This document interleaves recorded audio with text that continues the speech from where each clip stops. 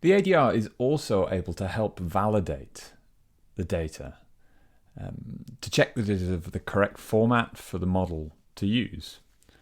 And this will mean that when you load your data into the model, there will be fewer problems to address at that stage.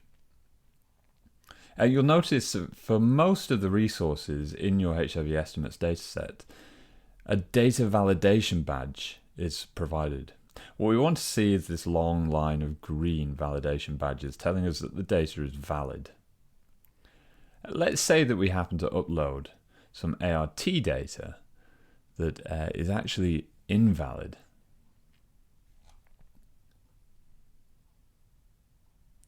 Well, after uploading the data, you will have seen there that the badge turned grey for a while whilst it was validating the data. And then it's turned red to tell us that the data is invalid. And we have this link saying View Error Report.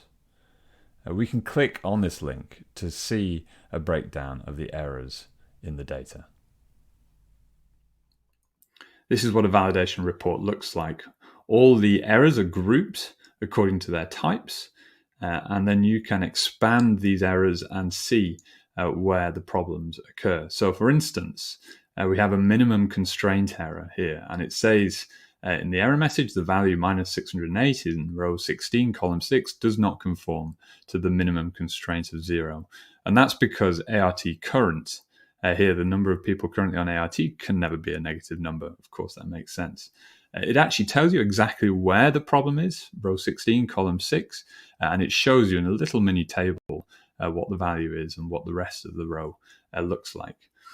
So that's hopefully nice and simple. The same with this one at the bottom. It's a required constraint. It's telling us that column 5 is a required field, but row 137 has no value. So calendar quarter, we need to have a calendar quarter specified, but row 137 has no value. The other thing to look out for are these area ID errors. So each row in your ART ANC survey population data should have an area ID that is taken from your geographic data input. And you can see here that the area ID in row 43 is MWI 507 and then blah, clearly something that's wrong. These area IDs should all match exactly to area IDs from your geographic data here. We can view the data as a table by clicking on Data Explorer, and you'll see that all the area IDs are defined here in the area ID column. So I have actually fixed these issues in a pre-prepared file. I can edit that file by clicking Edit, remove the file, upload, and I can select the finalized file, update the resource. The validation badge will first turn to grey to tell you that the data is validating, and then it will turn to green to tell you that the data is indeed valid.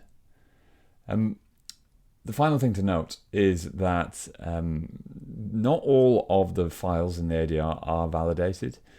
Some of them do not have a validation badge appear next to them, for instance, the spectrum file. If this is the case, don't worry. You only need to worry about any red validation badges that appear.